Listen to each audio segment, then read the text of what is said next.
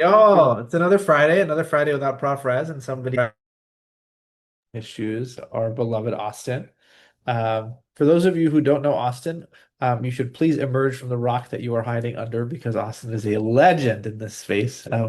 I feel like, yeah, I feel like I really got to know him, especially over the past year, though he's been part of this space for a very, very long time. I think it's about been more close to 5 years now since the very inception of CP Solvers, but as you guys may know, we have our own internal academy sessions where we do a lot of teaching behind the scenes. And actually, Austin and Kirtan have done so many and essentially spear directing, spearheading, or directing. One of those two words. Both of them are great. So much of our internal education that him and Kirtan are essentially the leaders in that space. So if you can imagine, it's like to be a CP Solvers team member. A lot of people here know exactly what it's like. You can imagine what it takes to be a leader in education within this space, and Austin is definitely that. So very, very excited to go discuss with you, my friend. I will hand you the mic to say hello, and then we'll shout out everybody else who's part of the session, including a fun case, I'm sure. Yeah, no, pleasure is all mine. And yes, I still remember presenting, I think case number like single digits in VMR Yes. in 2020. And it just, I'm so happy to be here now. And I think it's you and sort of the foundational members of the clinical problem solvers that have just built this space, which is really, really incredible. And it's exciting to see how it's just growing and growing. And I get so angsty when I'm not on top of my CP solvers. I'm like, oh, I'm missing this. Like today, I'm going to try to go through like all of the internal sessions that I missed to catch up. And it's creating that type of environment that you have so much FOMO that you know that it's a great place to be. And it's really all thanks to you and the environment that you create. So pleasure is all mine and very excited to learn from you and everyone here today. So I'll pass it back to whoever's doing the scribing or teaching points today. I just want to hijack the mic for a moment and just say that, I used to enjoy these introductory sessions so much because I would just like really authentically like flow back and share how I feel about people. And unfortunately, I think Yusuf started a trend where now there is a return of light shed my way, which I think if you're a YouTube audience member, you're just so bored of hearing it because you hear it every single time.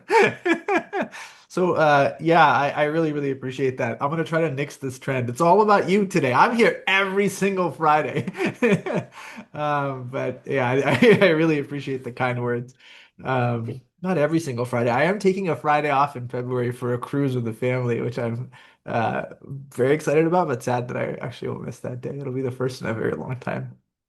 Um, but let's make the intros happen. I'd love to hand the mic to our case presenter first, because I know this is case probably over five for sure for Kritika. A serial case presenter always teaches us so much, both internally and externally. Let me hand the mic to you to say hello, Kritika, and then we'll introduce. Hello, Dr. Rabih. Hello, everyone. Thank you so much for this opportunity today and very excited for this session. Thank you, Kritika. And then Simi is jumping in to do teaching points today, scribing, excuse me. Simi, mic to you. Hello everyone, very excited for discussion today. And Lira and Elena also said they would help me, so very grateful for that as well. That's so sweet. I mean, that's you guys are such an incredible team, the three of you. Thank you so much. Solo duty teaching points is the one and only Saket, who we know has a very unique persona, but not a unique name. As those of you who tuned in yesterday, mic to you, Saket. Hello, everyone. I'm Saket. I'll be doing teaching points today. I can already sense it's going to be an amazing discussion and really incredible case presentation by Kritika. So excited. Amazing. And yes, Krishna, we see you. Hi, thanks for hanging out. All right, Austin, you ready to rock and roll? All right, let's do it. Kritika, thank you so much for the case. Let's jump right into it. So we'll go into the first trial record. So we have a 57-year-old male who presented with a history of sudden onset loss of vision 3 days back. So I'll stop there. I guess I will go first here, and we have a few different clarifying features, and we're getting the flavor of a sort of neurological case potentially. So this will be exciting to discuss through since that's a weak point of mine. But I think what we know definitively so far is that it's sudden. And I think it's easy to say vision loss, but I think vision loss exists on a spectrum, and there's some subjectivity to it. For some people, it's when they mention vision loss, it's that there's a distortion of their vision rather than a frank loss of vision. And how you would solve that problem might differ, but because frankly, losing your vision is probably one of the worst things that can happen to a human being. That's what you're going to prioritize just from the morbidity itself. So I think um, now we have a clear sense of the time course most likely. I think if we go through vision loss and what can cause vision loss, I think it's a nice framework to say, is it unilateral or bilateral? So I think that's, and in my head, I had already assumed it was unilateral, but I think it's important to take a step back and say, hey, what is the laterality to this presentation? And I think oftentimes in vision loss, the presence or absence of pain is a very helpful feature to help you to allow you to make progress more quickly. And so pretty soon after the patient would arrive, I'd say, hey, tell me what side is it on? Is it one or both? And is it painful or not? And after I have those questions, I would go to examine the eye directly. The more pain the patient experiencing, it usually implies that there's some sort of anterior process that's occurring, though the possibility that there's something posterior to the eye within the brain would certainly be a possibility. But the only way the quickest way to easily make progress on that would be to just examine the patient and not go deep into the history in that moment in time. So that's where I am with that. As far as the sudden onset, I think we have a very nice approach for that. And I think from in the neurological space, usually it implies there's an electrical problem or that there is a vascular problem of some kind. And the metabolic causes can exist on a wide spectrum as far as time course, but at this point, I'd be prioritizing either electrical or usually a vascular problem, and then ask those two questions, do an exam, and then sort of further try to frame the problem from there. So, Robbie, I know you see this often in the emergency room, most likely, so curious to see how you think about it. Yeah, I have nothing to add to the reflection, though. I will say that I'm surprised by the two words in opposite adjacent to each other, which is sudden onset 3 days ago. And I find that to be such an interesting thing because most of the time when something happens suddenly, people come to seek care suddenly. And so this makes me wonder whether it really is sudden.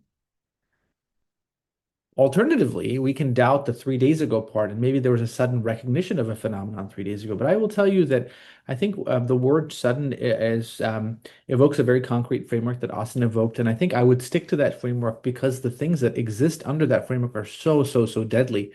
But I will tell you the most common cause of sudden onset is that it's not sudden onset, and that the patient recognized something abruptly. And the story that I share over and over and over again is that the patient who I'll never forget, who suddenly lost vision in his left eye only because he covered his right eye for the first time ever and noticed his cataract, which had been there for 10 years. And so, yeah, I think that there's no reason to doubt sudden onset in general because it's either true, and even if it's not true, it gives you the most no-miss deadly possibilities anyway. So we're not going to exonerate anything that you said. We're going to proceed down that pathway.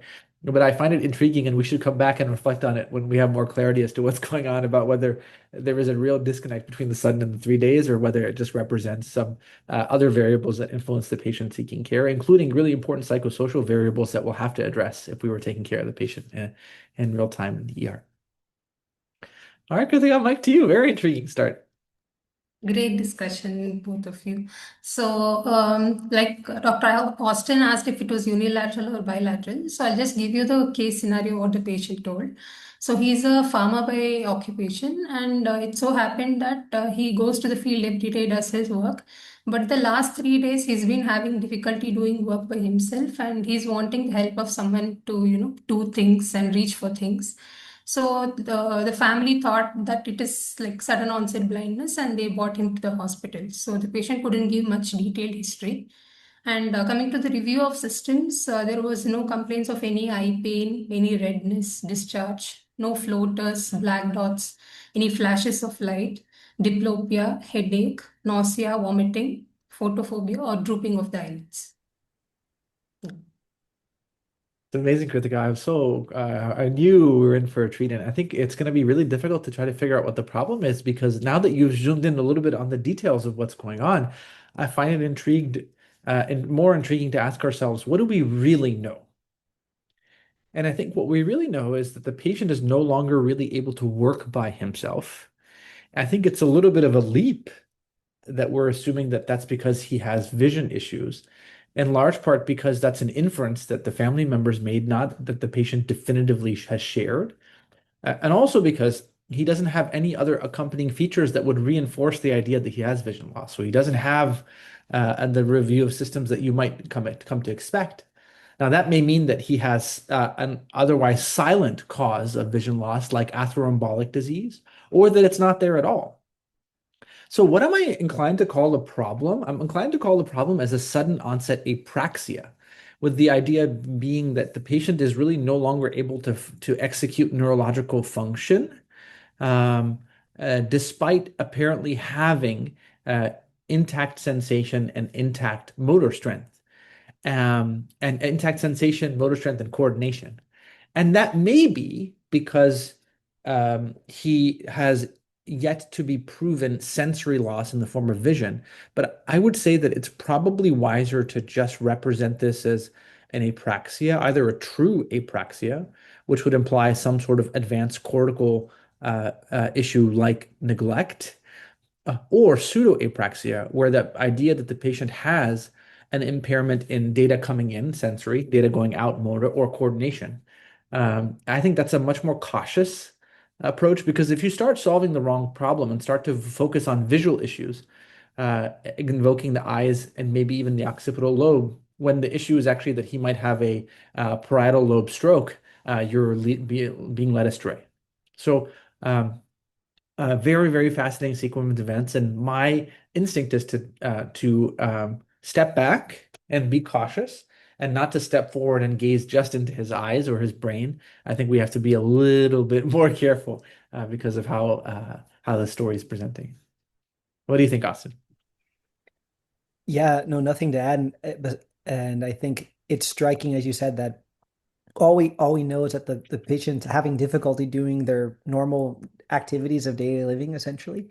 And if I ask myself, if I woke up one day and my vision was impaired, would that affect my day-to-day activity? And like certainly I'd be terrified about my vision is worse. But as we do, usually we work to compensate so much that like I could still go about my day, maybe like drive, like do maybe I'll do certain things that will take longer. So the fact that the patient has been unable to do things almost entirely from their day-to-day work and relying on others, I think it implies, to your point, that we have no concept of what the problem actually is, or that there's a systemic feature to this condition that includes vision loss, but there's so much left to determine. So, yes, Kritika, excited to learn more.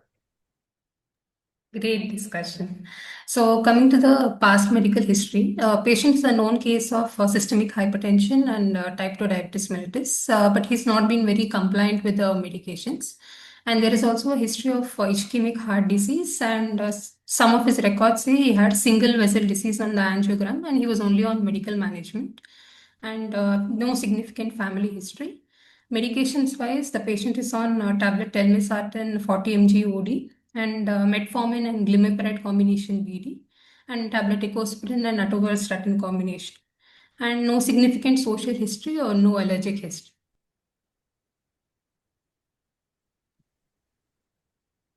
All right. Well, sorry, I caught myself mid-bite there. What are you having? It's hard to swallow falafel quickly, I learned. So, I think you just made my mom beam in pride. I think she heard that word.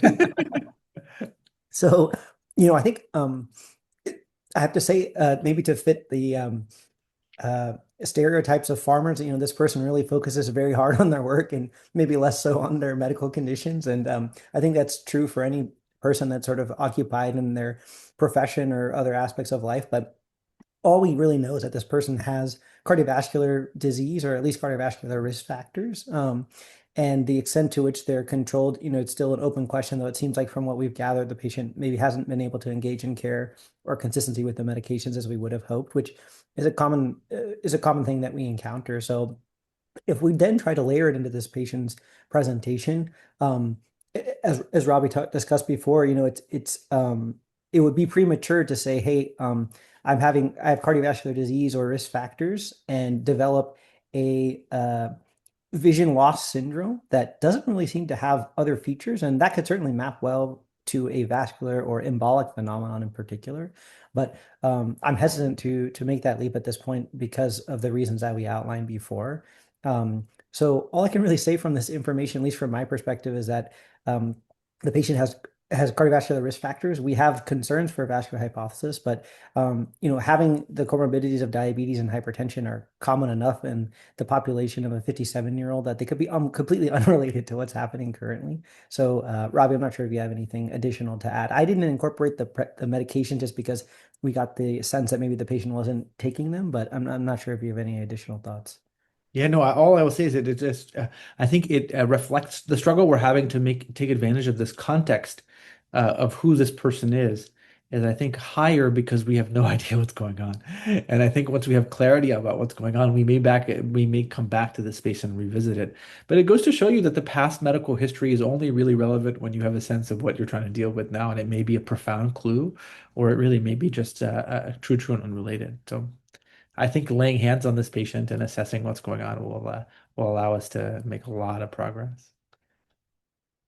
Mike, to you, Kritika. Thank you, Dr. Rabih and Austin. So, third aliquot coming to the vitals, the patient's BP was 180 by 110 mmHg, and the heart rate was 88 beats per minute, and the respiratory rate of 18 cycles. Saturation was normal, and cardiovascular examination, no significant abnormalities. RS abdominal examination, no significant abnormalities. Coming to the neurological examination, the motor system, sensory system examination was normal. Coming to the cranial nerve examination, second cranial nerve, the visual acuity was 6 by 9 in both the eyes. Color vision was normal. The field of vision could not be assessed. Direct and consensual light reflex was normal. Fundus examination revealed right eye grade 3 hypertensive retinopathy and left eye grade 2 hypertensive retinopathy. Extraocular movements were normal in all ranges, and no ptosis, strabismus, nystagmus. Pupils bilaterally 3 mm reactive to light, and no other cranial nerve abnormalities or no other cerebellar signs.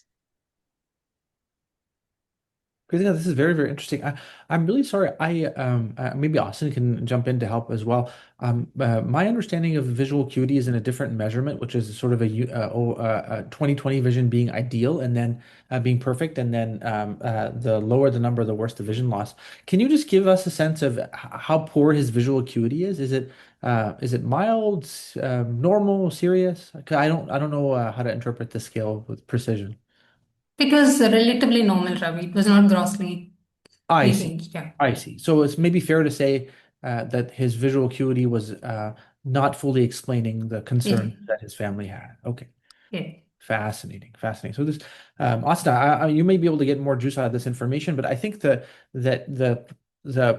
where I am, maybe I won't go into detail about where I am, but actually share with you, I felt like I was exactly in the space yesterday in the emergency room to try to make a higher order clinical reasoning point, then pass it on to you to reflect on that and reflect on the details of the exam. Yesterday, I had a patient who came into the emergency room because he said he had a mechanical fall. He kind of just like slipped, and he had abrasions on his left arm. And I looked at the abrasions on the left arm and, of course, noticed that he was on the older side. He turned out to be 95. Um, and they were very superficial and completely benign. And I was just ready to actually discharge him with some local wound care until the nurse got his vital signs. I had seen him right before his vital signs to move things along, and his heart rate was 140. I was like, whoa, okay, that was a surprise. It wasn't too surprising that it wasn't sinus because he looked so well. In fact, it was AFib with RVR. And so when I was trying to figure out why is this patient an AFib with RVR, I asked him every single question you might imagine. How are you feeling? What's going on? I got absolutely nothing. So I'm fine, doc. I'm totally fine. In fact, I got here on my own power, and I was so intrigued. But why this person would go into AFib with RVR. And I was ready to call this sort of idiopathic AFib with RVR, age-related, and that he might have and just need some beta blockers and some discussion about anticoagulation until I listened to his lungs, which, as you all know, I never do. But I was like, I need to do everything in my possible power to get a sense of what's going on. And so I broke my rule and finally whipped out a stethoscope, which wasn't mine, and listened. And he had horrible crackles in his right upper lobe, which then, after further data, made a very compelling case of pneumonia. He had a white count of 15, and he actually had an infiltrate on CT scan. And the reason we scanned him was for just some interesting features on his X-ray, details on his X-ray. Point being that right now for this situation, no idea where I see the patient has an issue and brought in by family members, can't function anymore, and I have no idea where it is. And I think what Kritika has done is done a fantastically thorough job of doing what she is able to try to figure out where that lesion is, and we're unable to find it.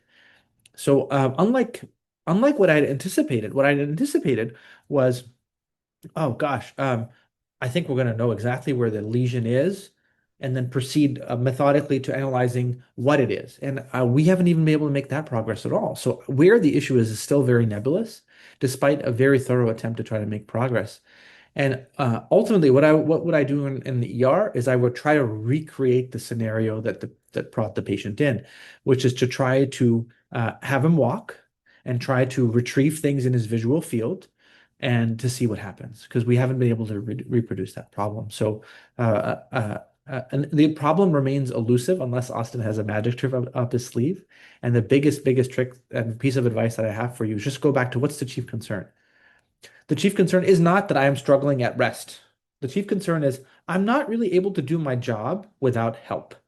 And so your job now is to try to recreate as much as you can what he does in his role, of course, within the limits of, and to see where the issue is to help you make progress. And what are your thoughts, Austin, on that, and then maybe how you were interpreting the details of the exam?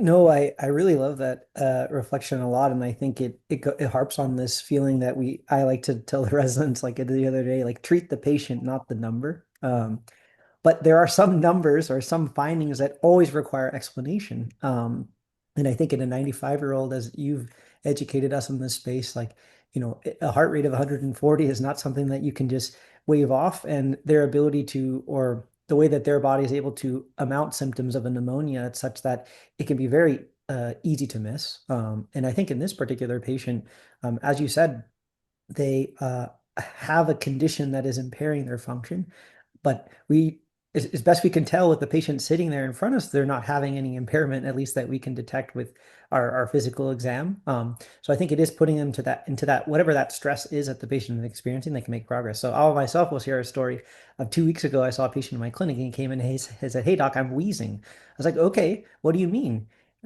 He's like, "Yeah, I hear that I'm wheezing." I was like, "Okay, I'm not hearing you wheeze right now. Is it there all the time?" He's like, "No, no. It only happens when I lay down on my left side when I go to sleep."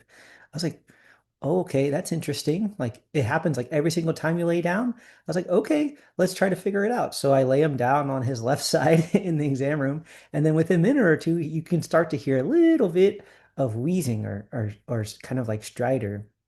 And at that point, I was like, okay, that's interesting. I have no idea what to make of this, but it turns out this person has a goiter that's intrathoracic, that maybe is causing some compressive symptoms. Oh But it gosh. was curious that you would not find anything just sitting there. He looked fine. I was like, they called him down from another clinic to come here wheezing. I'm like, okay, maybe he's struggling with COPD, etc. No, no, no. It's just like, oh no, doc. Only when I lay on my left side do we have this little bit of a noise that I hear when it happens. And so to the point, putting the person in the stress is really, really important to help you to solve the problem. And so for this particular patient, like we have found nothing, but all we can objectify is like, hey, I can't do the things that I normally do. So we need to have him try to, probably there's not like farm animals and hay and stuff around, but at least getting him out of bed, moving around or trying to move his limbs around to see exactly what he's experiencing will be helpful. If we try to go back and put stock into the initial concern of vision loss, basically what we've said is that we've examined the eye.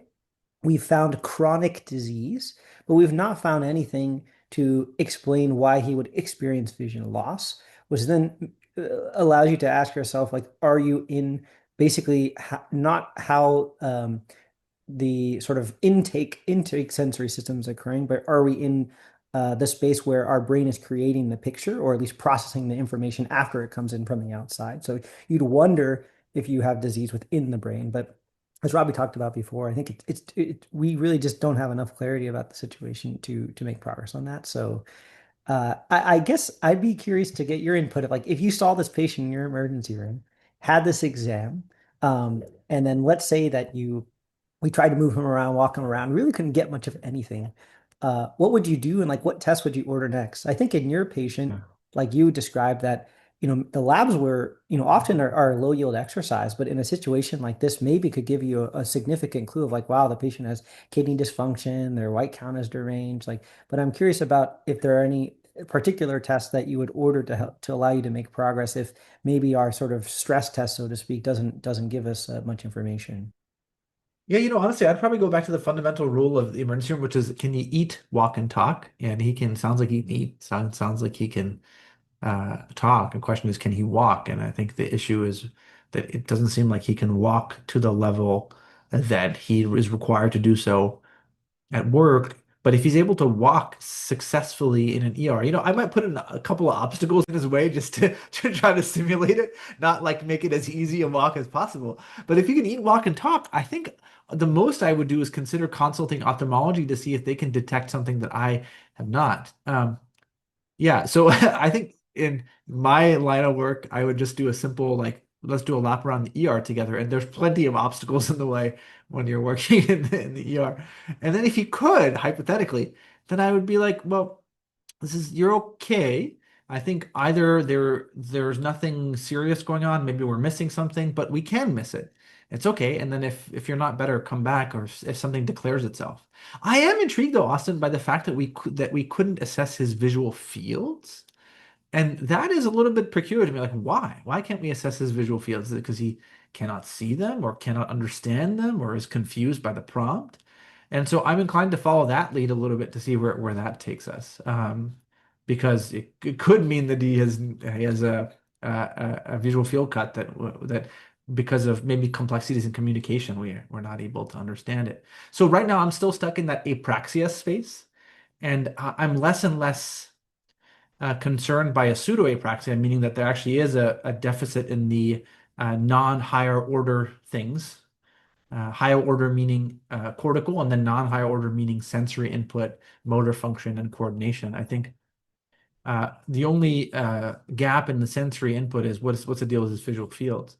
But this might be an apraxia. And if I really was convinced he had an apraxia, the test that I would try to obtain as quickly as possible is an MRI with and without contrast.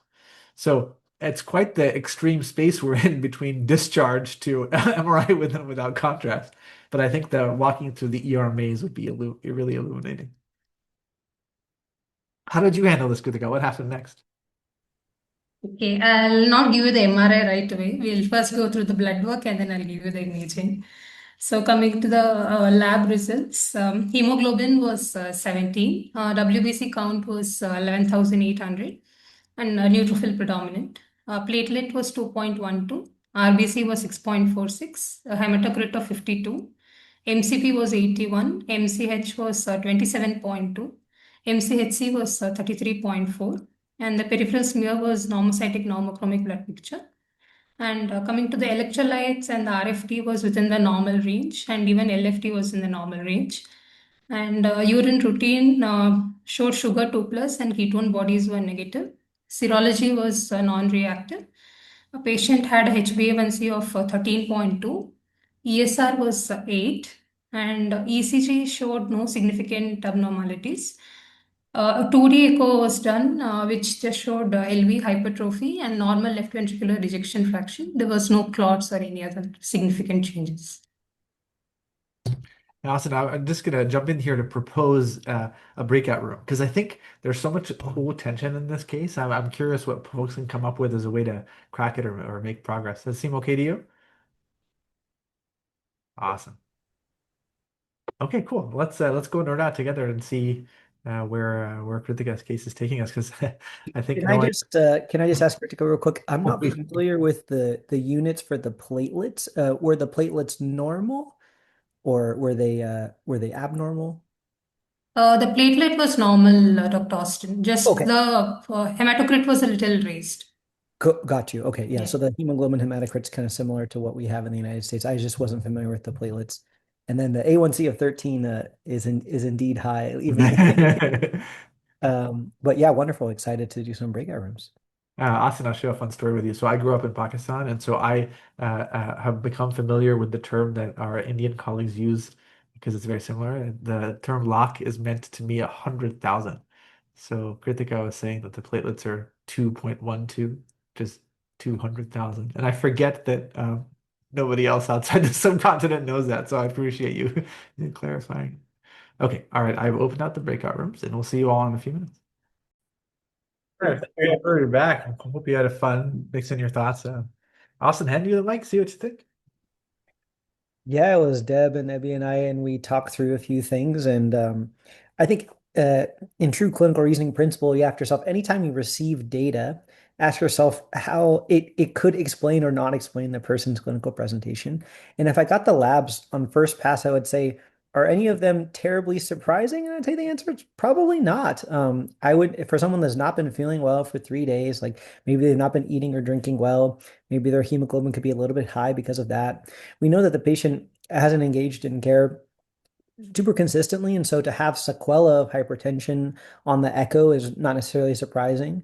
We know that he has it in the eye as well. And then with an A1C of 13.7, yesterday I saw an A1C of 19.5. So, 13.7 is, is not so bad. But realistically speaking, we know that this patient hasn't been engaging in care quite so much. So I wouldn't say it's surprising. All it does is confirm that these diseases have had an effect on this patient's body, and he's open to experiencing more effects from these conditions on his body. But I don't know if I can make too much of a leap from there. If I really try to scrutinize the labs a bit more, the only thing that really stood out was the hemoglobin, which is slightly elevated at 17. And if I frame that as polycythemia, I think the first thing to ask, like, is it real or not? So you need to repeat. That's sort of the first step, is to say, hey, is this person volume down? Make sure they hydrate. You're probably going to give this patient fluids potentially. And if it improves, then I wouldn't invest too much into it. But if it persists, then you could ask yourself, is there anything about this patient's presentation that could be consistent with symptoms of polycythemia, which you can sort of leap over or lend over into the idea that someone has like hyperviscosity? And the answer is potentially yes, but at sort of the potential error of kind of framing things the wrong way, as we kind of went back to in the beginning. So I think at this point, if I'm authentic, I probably wouldn't put too much stock into the labs on first pass. But if I'm trying to do the artificial exercise, then we could go down that route. But I'm curious about what you guys discussed. Yeah, Nar and I were hanging out and talking about his horrific barking, unfortunately, which is the focus of our conversation. But I was able to think in the back in my head while yelling at him. Actually, to be honest with you, this case took me right back to Aaron, who I see was here, at least had his video on, but I see he's vanished back into the darkness. Um, and he presented a case to us, Austin. I suspect it was in your in the spell that you were catching up on, of a patient who had focal seizures, and the focal seizures were from non-ketotic hyperglycemia. So the truth is that this triggered a reflex. I've never seen this combination of things before, of this kind of neurological features with non-ketotic hyperglycemia. But because non-ketotic hyperglycemia causes a whole variety of really intriguing, hard to localize and understand neurological syndromes, and I have that as a working space that we could explore. So let me just spend a moment sort of elaborating what that space means, and then I think we'll spend some time wondering if that's a compatible hypothesis. So the learning here, I think, is just to understand that whenever somebody has a neurological issue that is acute neurological issue, the link between diabetes and acute neurology is hypoglycemia. And I think that's the link that we've been taught, acute neurology, but that's not the full story. Whenever patients get non-ketotic hyperglycemia, which this patient is certainly at risk for given her A1C, and the idea being it has to be non-ketotic, where essentially type 2 diabetes, because there's something protective about ketotic hyperglycemia for the brain. And you may remember that ketosis is actually used to treat some form of really bad seizures in kids. So non-ketotic hyperglycemia causes a whole variety of fascinating neurological syndromes. The classic is what's called diabetic striatopathy, where a patient gets a basal ganglia lesion and has really fascinating movement abnormalities. Another that Aaron presented to us is called epilepsia partialis continua, which is the fanciest way of saying a focal continuous seizure. Um, I have personally seen one manifestation, which is a patient who had actually occipital seizures. And so what he came in with, Austin, this is like 4 or 5 years ago. I think I presented it on RLR to Aaron and Reza, where the patient was having these very complex, colorful visual hallucinations with a completely normal mental status. So, if we go back to the concept of an apraxia here, one possible apraxia is the idea that the patient has what's called cortical blindness, where they have diffuse disease in their occipital lobe and can't see very well. And what I was going to try to read about it, but I got distracted by some poor doggy behavior. But I'd be really intrigued about, and I would quickly look up in real time if cortical blindness has been described in this entity. Um, I wouldn't hang my head on it because I've never seen it and heard it before. And so, as we talked about earlier, I think the question is, what is the issue? And now that we find that the patient is at risk of this condition, non-ketotic hyperglycemia, I probably have crossed my threshold in real life just to get that MRI with and without contrast, even though we haven't proven what his actual issue is. Um, Without the walk test, without the opto consult. It's just now I know of this condition. I know it's eluded many people, including many astute neurologists. It's eluded me, probably without me realizing it. So just the fact that he's at risk for it has me sort of pushing for that next step of an MRI with and without. Though I certainly would be more enthusiastic about it if I see him stumbling or not making his way through the ER, or if opto was like, wait, the reason he can't process visual fields is because the only thing that you're measuring his central vision. And characteristically, whenever you have occipital lobe lesion, you might actually have central sparing of the vision, and so that might have the stars align. So that's a lot of rambling. I'm curious what your take is on it, and then we can have Kritika move us along. No, I think that's incredible, and I'm excited to learn more. So, Kritika, fill us in. Thank you so much, Ravi, for so much teaching. So coming to like the fifth aliquots, this is going to be just additional ocular examination. So I'll just name few things that we tested. So the patient, we kept few objects in front of the patient and asked him to reach out for it. So the patient could not, though he could identify the object, he couldn't reach out for the object accurately. So he was like, his hand was past pointing or he was not reaching to the right direction. And also, the patient could not move the eye to the instructor direction. Like when we told him to look up or down, he couldn't exactly follow the commands. And he used to move the entire head to that particular direction. And there was an image that was shown to him of a forest, but he could only identify one particular tree or one particular image part of it. So that would be the end of this aliquot.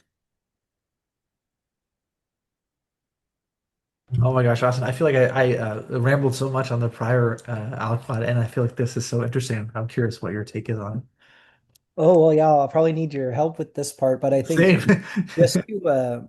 just to clarify, Kritika, was it that the patient was the issue identifying things? Did it seem to isolate to one particular side, or like the patient was able to do something with their right hand or their left hand, or it was just generally speaking they weren't able to follow through with anything? They could identify Dr. Austin. It was like we placed a bottle of water in front of him and asked him about the object, the color of the object. He could tell everything. But when we asked him to pick it up, he couldn't do it. Understood. Okay, Yeah. thank you so much for the clarification. I think what I was trying to do is understand, is this neglect? So like the patient is able to do it, but it's that they literally cannot perceive one half of their body? Or is it, as Robbie alluded to from the beginning, is there apraxia? So the idea that the patient can see and have the sensory input to do so, but does not have the processing capability to follow an instruction.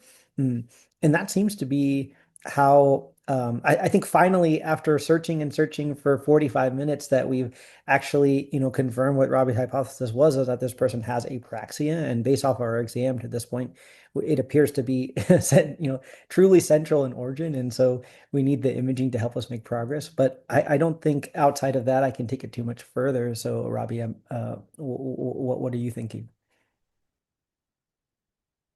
Yeah, I mean, I'm definitely at the end of my knowledge space as you are. I think that if I'm seeing this patient in real life, I realize I would actually personally struggle with the following questions.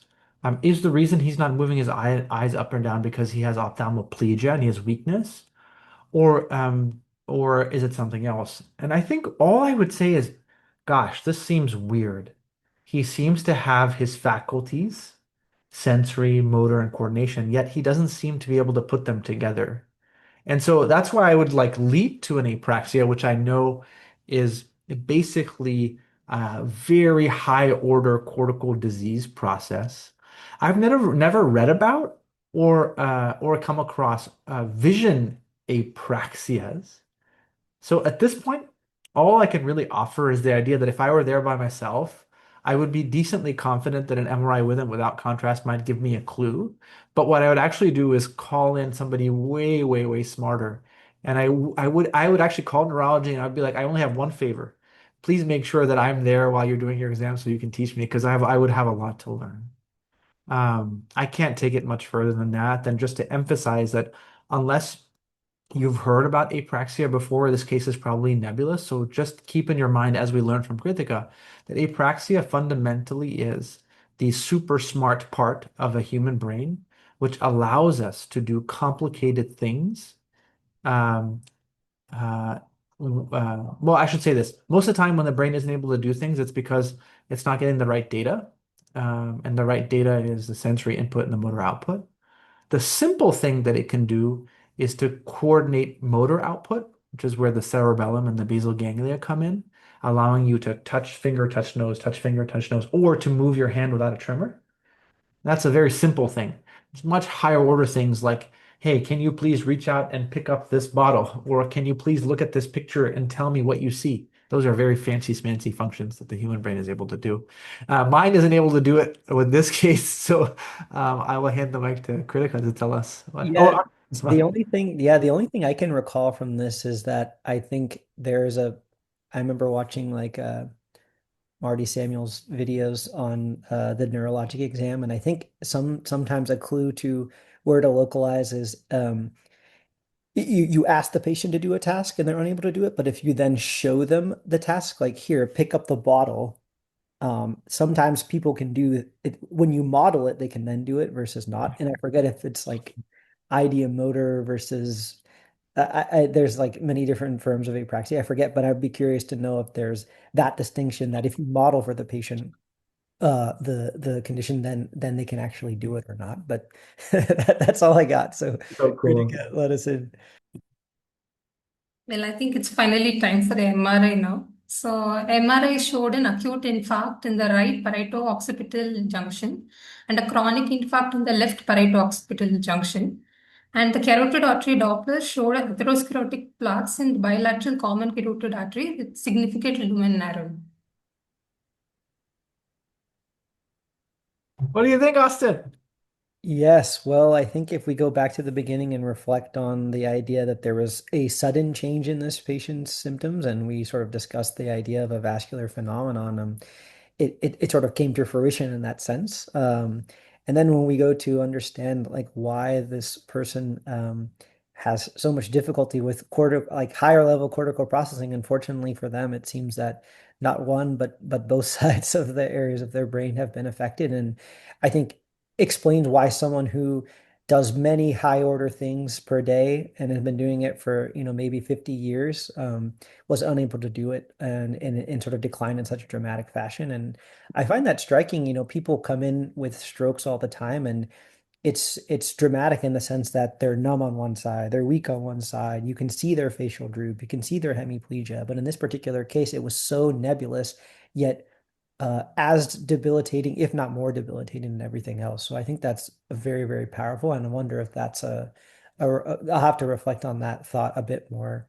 in the future. I have to say, I haven't seen like clinically significant bilateral carotid artery stenosis presenting like simultaneously with bilateral stroke. Like whenever you see that there's disease in both sides of the cortex, you would wonder about the possibility of an embolic phenomenon. But to see like two significant vascular lesions simultaneously potentially be the explanation for that is very interesting if I'm thinking through it correctly. But unfortunately, this person has the risk factors, and I'm not surprised by it, but it is unfortunately very very striking, and the fact that this occurred in this manner is really, really curious. But yeah, Robbie, I wonder what your reflections are. Yeah, no, I'm right there with you. I think it goes to show you how diagnosing focal cortical strokes are. They're very, very difficult because the NIHSS scale emphasizes, and I think our teaching emphasizes, focal deficits, focal sensory, focal motor deficits. And I think when you infarct just a cortex, that is in the non-motor or sensory cortex, you can get very difficult neurological diseases. Yeah, I think if I were to sort of emphasize what elements I think is acute, I think the MRI tells you that the right parietal occipital region is the culprit region. And I was just pulling up my notes on neglect, and I think it really seems to fit Balint syndrome, which I haven't read about in a long, long time. It's in like my Evernote on it is 2021, so it'll be it'll be refreshed at the beginning of 2026 by Kritika. But I think the one thing just to keep in your back pocket is to remember uh, that most people are right-handed, and so their left hemisphere is dominant, and non-dominant parietal lesions can are the sort of leading causes of neglect. And I learned that actually from a neuro VMR where a patient presented with mild left-sided weakness per her report. But she actually had much more pronounced weakness than she had reported on neuro assessment. And I forget who the neurodiscussant was at that moment. The neurodiscussant taught us that the patient may have neglect, and that whenever you have somebody who has left-sided deficits, you should always wonder whether the exam is more pronounced than the history because they have associated right parietal lobe neglect. So the fact that the right parietal occipital region is involved here is very suggestive of a neglect syndrome on the spectrum of apraxia. We're throwing out all these terms that I think I'm loosely comfortable with and don't know as well as I would like to. But I have in my notes here an entity called Balint syndrome, which really fits the visual quote apraxia that I think Kritika was describing. So I have to read way more about it to be able to teach you more about it, but enough to have read about it at some point at least. Um, Maybe Kritika, you can tell us what your learning was and what light you have left to shed. I think there's a lot for us to learn. I think you were spot on right from the history level, Dr. Rabi. I think you already mentioned apraxia from there. So yeah, it is balance syndrome, and the three things that we mentioned, like inability to reach for the objects despite identifying the object and able to see it, that is optic ataxia. Dr. Mingyu has mentioned it in the chat. So the difference between the normal cerebellar ataxia and this is that in this the patient can reach to themselves in the sense they can touch their own nose, but they can't reach to the objects that is in the environment. So that is optic ataxia. And the inability to move the eye in particular direction despite intact extraocular movements is oculomotor apraxia. And the inability to like describe it as a forest and only they can only identify one particular element in an image, that is simultagnosia. So this is a classic triad of balance syndrome. And coming to how this could have happened, because it's very unusual that bilaterally in the similar regions there is an infarct. So because there is bilateral common carotid artery stenosis, so there are two possibilities. One is an artery to artery embolus. That is one of the possibilities causing stroke.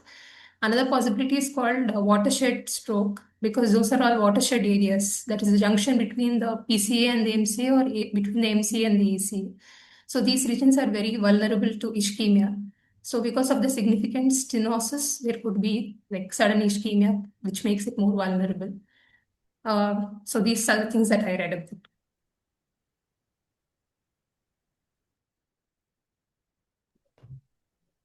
Yeah, thanks so much for the teaching and so much to learn. I've never heard of this syndrome before, and so I'm excited to go read about it. I had to figure out how to spell it. I typed it into Google like a few different times, and eventually it found it. And so thanks for Saket for writing the correct spelling in the chat in the teaching points as well. I should have looked there first. But yeah, really a pleasure to discuss the case with Robbie and to get challenged on a case like this because it is definitely something I'm trying to grow a lot on in the neurologic space. So and you really presented it with such clarity, and I think you really sometimes when we get presented cases and we talk about not being able to sort of understand the problem, it is sort of a consequence of how data is organized or collected, and it becomes more of artificial exercise in a sense. But in this case, I think it just really highlighted all of the challenges that come through seeing a patient like this and getting to the answer, especially if you're not someone that sees apraxia or neglect every single day. You hand a neurologist this case, and then within 2 minutes, probably they solve it. But for me, I was like, I would have in real life have no clue what to do, just like what happened here. And I think you really captured that tension really, really well. So I really appreciate you presenting it in the way that you did. I think those are such wise words, Austin. I'm so glad we get to hear you reflect every single time you're pushing yourself to have a level equal to a neurologist. This is really cool. Kritika, I'm really curious, how did it feel for you? I don't know if you met this patient after the diagnosis was a little bit clear, or if you were part of that tension of what is the issue here. And if you were part of the tension, what did it feel like for you to finally clarify it in the moment?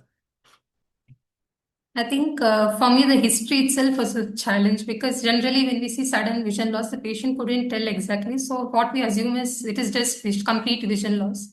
So, I was thinking of something like central retinal artery occlusion because it was painless. But then, when the visual examination was normal and the patient could tell what was in front of him, that was very I didn't know what to do after that. So I think I was as clueless before, but then I had to do a lot of reading, and yeah, it was a nice case to see. I think, And Kritika, thank you, Dr. Rabih and Austin, for the amazing discussion. Learned so much today. yeah, I think you brought the learning and we put a little bit of sprinkle on it, Kritika. I think you're modeling to us just, I think what is the beauty of, and this is a stroke. This is what this is, very common bread and butter diagnosis. It happens to mechanism of hypoperfusion and maybe have a unique location. But we have to diagnose these conditions all the time, and I really, really admire how often, both internally and externally, you're bringing these really rich and educational cases. I would just say, I think one big powerful thing that can lead us astray is not taking the first 5 minutes and slowing down, because many times I've done this. Somebody tells me 57-year-old man with sudden vision loss 3 days ago. And instead of actually listening closely to the history that the patient is just about to provide on their family members, I already execute a vision loss pathway. Call ophtho on if it's monocular, or do all that stuff. And it's just so important to make sure that you don't put a patient and put them on a pathway or think you know their problem just from the first 3 words or from somebody else's analysis. I'm just so struck by the conversation, how much it changed in the chief complaint versus the HPI, a massive shift. And so, biggest piece of advice really from us to all of you is really, really slow down when you're first meeting a patient to fully understand the sequence of events and what they're saying to you. It's very tempting to want to know what the problem is as quickly as possible. But when you do that too quickly, you can really put a patient on a very, very different pathway. So this patient was going to either see an ophthalmologist or have an occipital lobe issue. And I think listening, slowing down, and getting that really interesting piece of information pushed us to revisit that. So kudos to you, Kritika, for outlining that for us. Thank you.